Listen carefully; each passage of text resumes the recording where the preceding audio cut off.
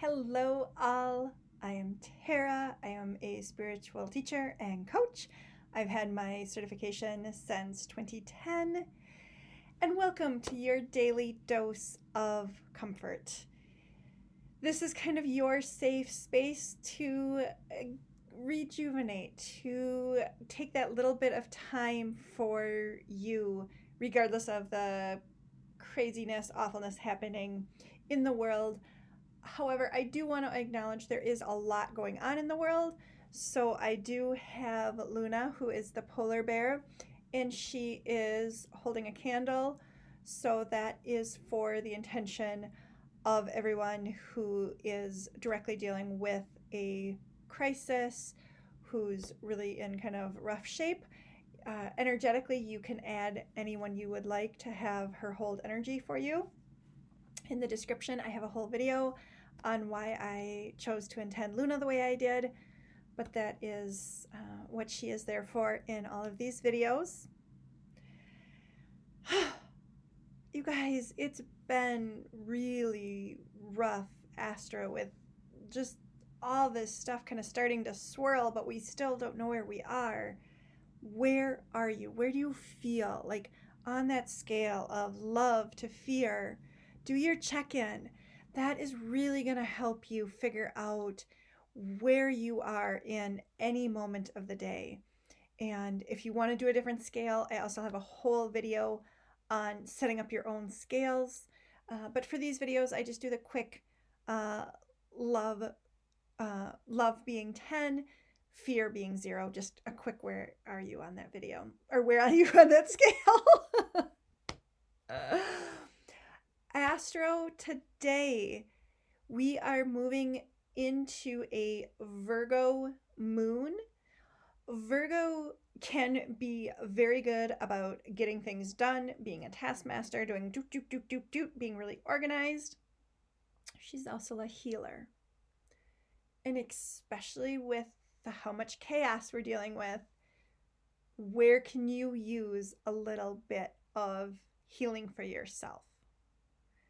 Virgo is also very critical of yourself. So make sure you're treating yourself with kindness and respect. You are allowed to have kindness and respect for yourself. Think about that.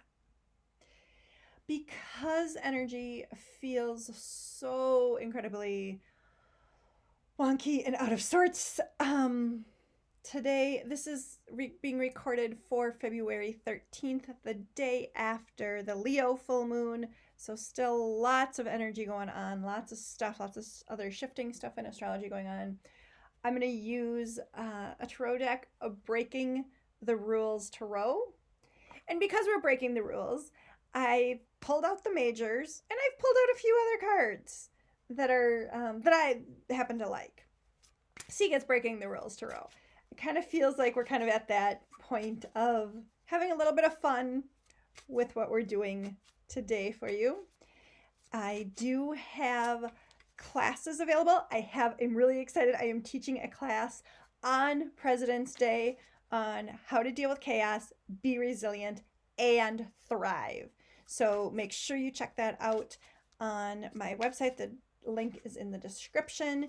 The class is $39, and if you and a friend sign up together, it is $35 for a 90-minute class on President's Day. There is also another additional date if you can't make that one on President's Day, but I would love to fill that class on President's Day, and there is still availability for that, and that would be on Monday the 17th.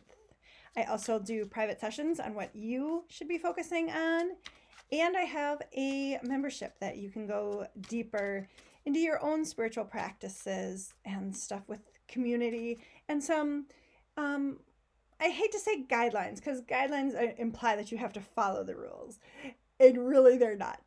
They're about giving you options, giving you ideas, and then taking what resonates with you and completely leaving the rest.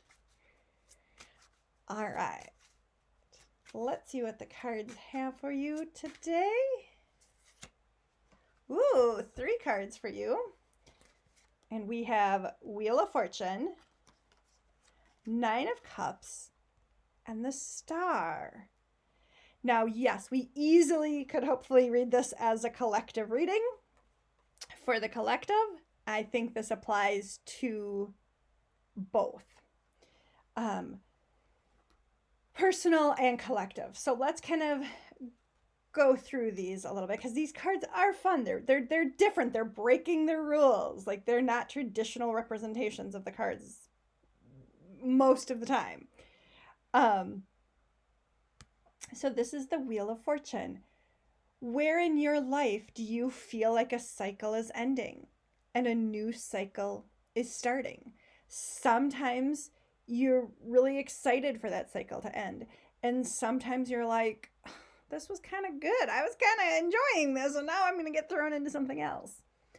Wherever you are, it's okay. But with the 10 of a major, it's going to be a bigger cycle for you. Now, this star is pretty traditional, and I'm going to cover up specific spots there. But this card is pretty traditional when you first look at it from the original Rider-Waite tarot deck. But if you look at it, there's a spaceship coming in for the star. Kind of gives it a whole new meaning on the star, doesn't it?